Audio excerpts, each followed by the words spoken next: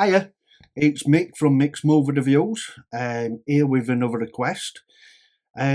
This one, I've not been able to put any um, video at start or any quotes, music, things like that. I got caught up on a copyright on last one, so don't want to get in trouble again so soon. I got a request from at Said Talks Horror for Poltergeist from 1982. Got to admit, one of my favourites. Probably one of the first horror films that I were, how can I say, allowed to watch. My mum and dad didn't really have a problem with me watching this one. Directed by Tobe Hooper and produced and written by Steven Spielberg. It's a bit debatable whether Spielberg did direct it, whether he directed it or Hooper directed it, who obviously were famous for Texas Chainsaw Massacre, and admittedly is the reason that this went the supernatural route rather than what Spielberg wanted to do, make it a kind of scary sequel to Close Encounters at Third Kind that had come out in 77. So I'm not bothered which one made it. I enjoy it either way, and thank you to either of them. It's a long time since I've seen it, so I'm glad it got requested because it gave me an excuse to flick it on again. Obviously, there's the story of the curse of Poltergeist. I don't really want to go into that. It's not that I don't believe it. It's not that I'm a skeptic, but the thing is, I just want to talk about film. I could make a series about the curse, the Poltergeist. If anybody's interested in that, drop me a message below and I'll look into it and try and drop it in between movie reviews. But obviously, it's just a famous horror, and a lot of bad things happened around it. Same with Exorcist, a lot of bad things happened around that. If you look deep enough way out, you're going to find bad stuff. But I think with Poltergeist, it was a bit more surface level rather than having to dig for it. For the cast, at the time, I didn't really know anybody else but Craig T. Nelson. I'd seen Heather O'Rourke in Happy Days, which I think was out before Poltergeist. I'm not 100% sure. I know it was an older show, but I don't know if it ran. Obviously, she was still young, so it had to be recorded around about the same time. Jo Beth Williams, who played Carol Ann's mum, married to Craig T. Nelson's character. She's obviously famous. As time's gone on, I've known more things that she's in. Unfortunately, a lot of the other cast I'm not that familiar with, but it don't matter because whatever happened, they came and made a perfect cocktail for this film. That good that it was nominated for, I think, 3 Oscars. So for an horror film, especially at time, coming around about 10 years after Exorcist, pretty decent, because I can't remember. I know that it's obviously happened, and it's happened more recently. Horror films getting nominated for Oscars, they always seem to get snubbed. But anyway, at the time, I think Spielberg was tied to E.T. So he supposedly didn't have much to do with it, even though he was on set every day. But obviously, again, they must have had some good chemistry, to be able to pull off such a good thing. So the plot, Steve and Diane, which are the parents, played by, like I say, Craig T. Nelson as the dad and Job F. Williams as Diane, the mother, moving to a planned community in Kestaverde. I don't know if I've said that right. I don't know if it's in the right accent or anything like that. I'm sorry if I've offended anybody. I was surprised to find out that just meant Green Hill. I thought there'd be something behind it that meant like Indian burial ground or do not build here or something like that, but no, just Green Hill. Moved there with 3 kids. Dana, who's 16, Robbie, who's 8, and the youngest, which is Carol Ann, played amazingly by Heather O'Rourke. If it's a competition between Heather O'Rourke and God, I forgot her name, Reagan from Exorcist, I've got to admit Carol Ann's my favourite out of two.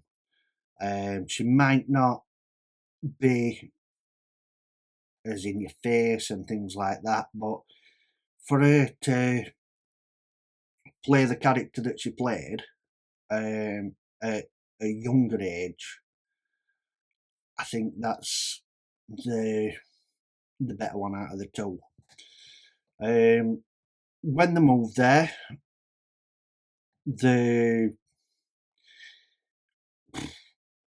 how can I explain it? The supernatural happenings come pretty quickly. One night, Carol Ann sat talking to TV, just static on, and she said, yeah. And then we get the famous, they're here. And I've got to admit, that scared me at about 8 or 9 year old. Seeing another 8 or 9 year old say things like that. And especially knowing that it weren't like now, we at telly's on 24/7. When it got to whatever it was, midnight or a little bit later, static again. Or if it was, to be fair, even equally scary compared when you think Poltergeist, that clown popped up in the test card with that little girl on chalkboard. So yeah, either way, Poltergeist were coming for me. I'd got it in my head. So after that, there's Anne comes out from telly, tries and grabs her, and then there's I think bits and bats where it's actual physical effects. It's not camera tricks when they're doing the stacking the furniture and skidding across floor in kitchen. All seems fun. It's all fun and games until somebody loses an eye. So yeah, first bit all pretty alright. I mean, bits and bats like the glass breaking with milking and silver bending, and it all seems pretty low key until when there's a thunderstorm and rain's banging on Robbie's window, son. We all know this part. He's looking at his clown. His clown is looking back at him. Is it going to move? Is it not going to move? And then, no, it's not clown. It's tree outside. Drags him out. Swings him round and stuff like that. And looks like he's going to eat him. And while family's outside, what happens? Carol Ann's pulled into closet portal. They save Robbie from tree. it's sucked into a tornado and gone, and then they all start shouting for Carol Ann. And what happens? Talking fruit telly. I think that's a good effect. I know it's probably easily done and things like that, but it impressed me so much. That ripple of a voice sounding like it's coming in waves. Really enjoyed that.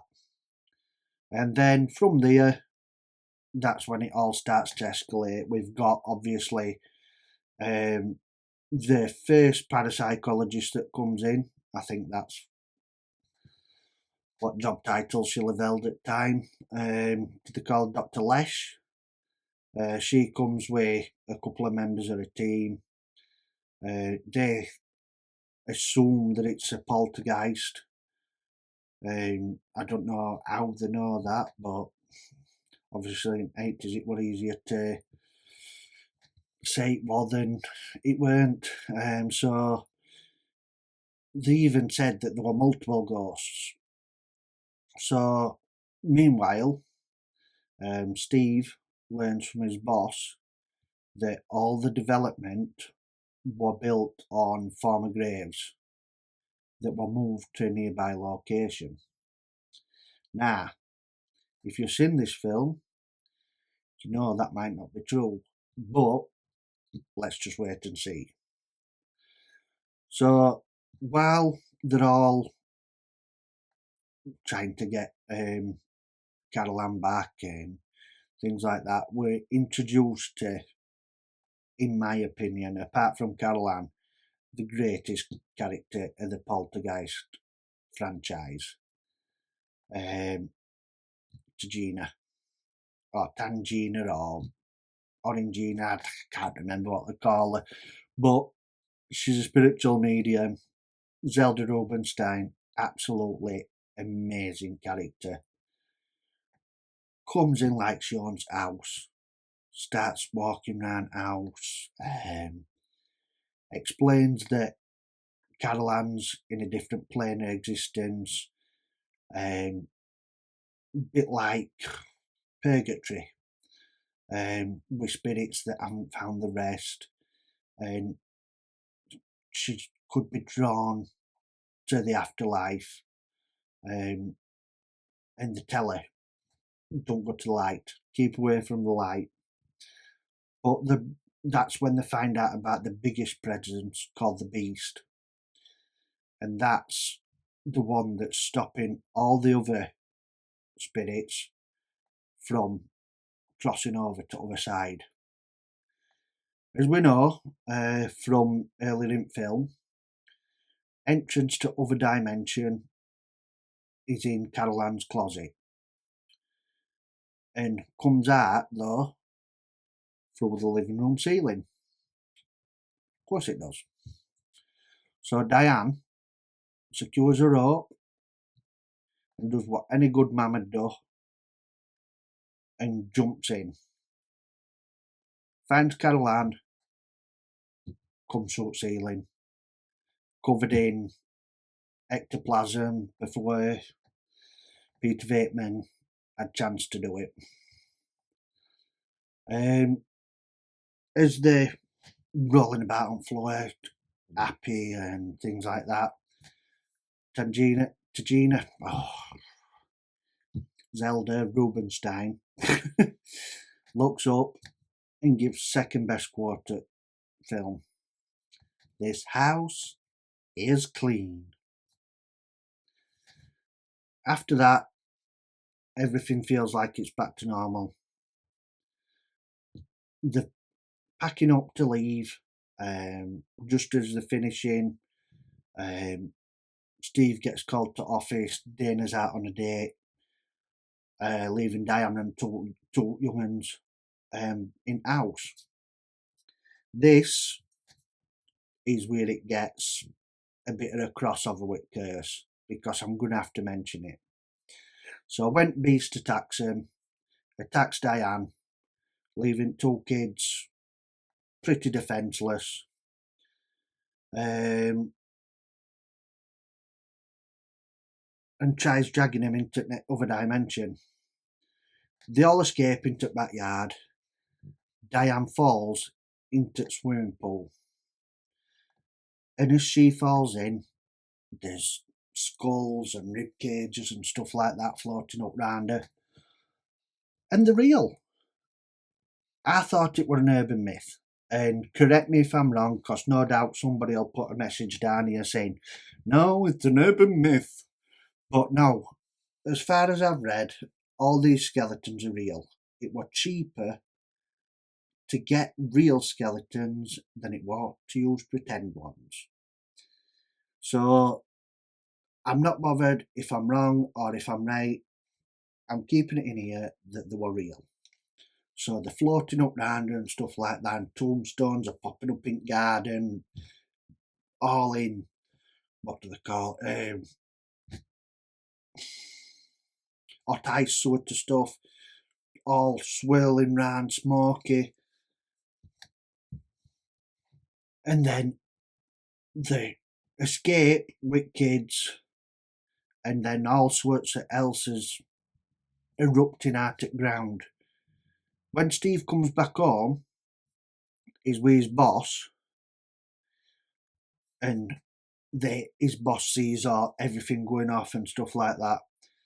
And apparently, nah, I didn't see this coming. The graves weren't moved, only the gravestones. So underneath all these houses, there were all these dead Native Americans, and wasn't good. They'd really pissed him off. So as the housing were built, all these unmarked graves were underneath, and that's why they started coming up from the swimming pool. But no, it's not. It's because Tobe Hooper and Steven Spielberg threw all real skeletons into the swimming pool. So they all jump in car. Dana just comes back from a date just in time, just as they're moving, because God knows what they were going to do if they were going to leave her because she weren't there. And just as they flee, the poltergeist house gets sucked into a portal while Steve's boss and all neighbours look on. And just as it's about to end, they check into the hotel, and last shot, Craig T. Nelson unplugging telly, putting it outside. Absolutely perfect horror film for me. Might not be for everybody else, but for me, this gets a 10 out of 10. I mean, it's got that feeling of a Spielberg film. I mean, you know by now, there's that many of them out there, and you know exactly how a Spielberg film feels. But obviously, we're never going to know because he can't say out, because he'll block contract. All we know is there's been numerous interviews where it's been entered one way and then entered another, and you never know. But are you really bothered? I mean, they used industrial light and magic, which were obviously the bee's knees for the effects. They used a lot of practical effects, which I love. I'm a big fan of practical effects of it, soppy CGI any day. Obviously, there's some stuff they've got to use it for, or people would die. But yeah, I mean, not going into case, but skating around edge a little bit. The practical effect, the clown attacking Robbie. Nah, that was close. Because there were Steven Spielberg and Tobe Hooper both watching this mechanical killing machine attacking Robbie's character, squeezing, shall we say, a little bit too hard. Robbie screaming, screaming, screaming. Nobody helping him because they thought he were improvising. So, at 8-year-old, improvising. Are he ain't the best actor in the world by now? I'll never know. But obviously, they saved him in time. But yeah, it malfunctioned and were attacking him. As I said, came out on 4th of June 1982 and were, I think it was in top 10 for highest grossing film of that year. Like I said, massively received well by critics, especially in horror genre. I think it's got a pretty high approval rate on both IMDb and Rotten Tomatoes as well. So we're talking across board. Even the creme de la creme, Ebert gave it,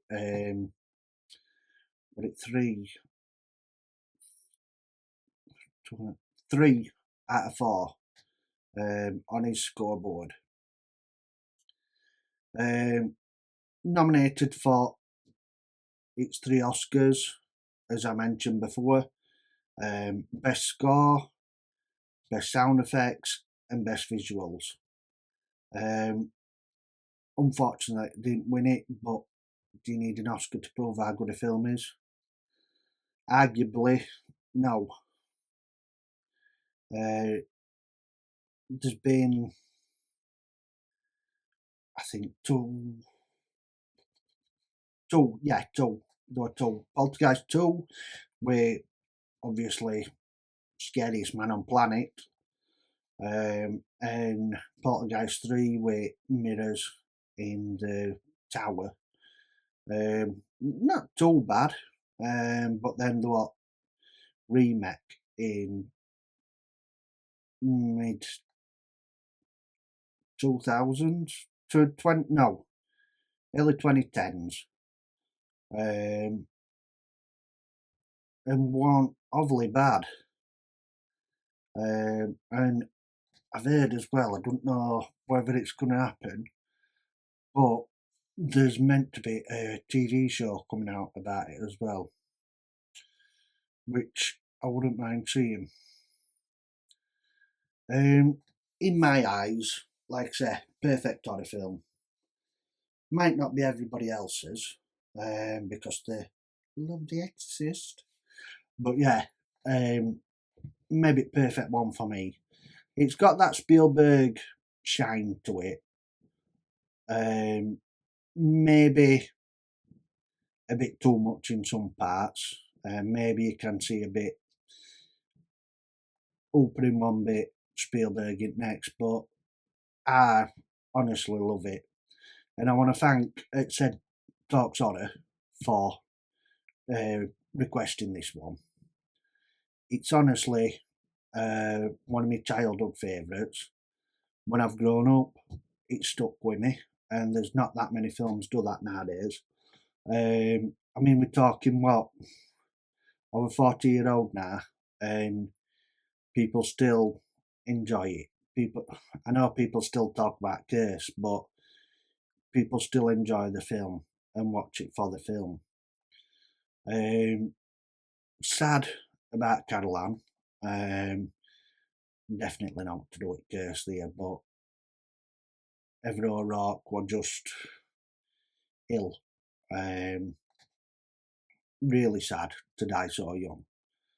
I'm just glad that we managed to see a talent for what she was at such a young age. And it's a really sad story. I don't want to end it on that because obviously it's a good film. So yeah, definitely a 10 out of 10 for me, Poltergeist. From start to finish, it don't hold back. It don't feel like you're trudging through treacle to get to end of it. It's brilliant, and I'll watch it again and again and again. Still, so yeah. Thanks for your time. Thanks for listening. Keep your requests coming in below. Don't forget to like and subscribe. I'm gonna have a giveaway on my next video. So make sure you're liking and subscribing, because it's going to be for subscribers. So let's get them numbers up and see you on the next one. I'm not going to tell you what it is, so that you've got to come back and see it. Crafty in my old age. Talk to you later. Cheers. Bye.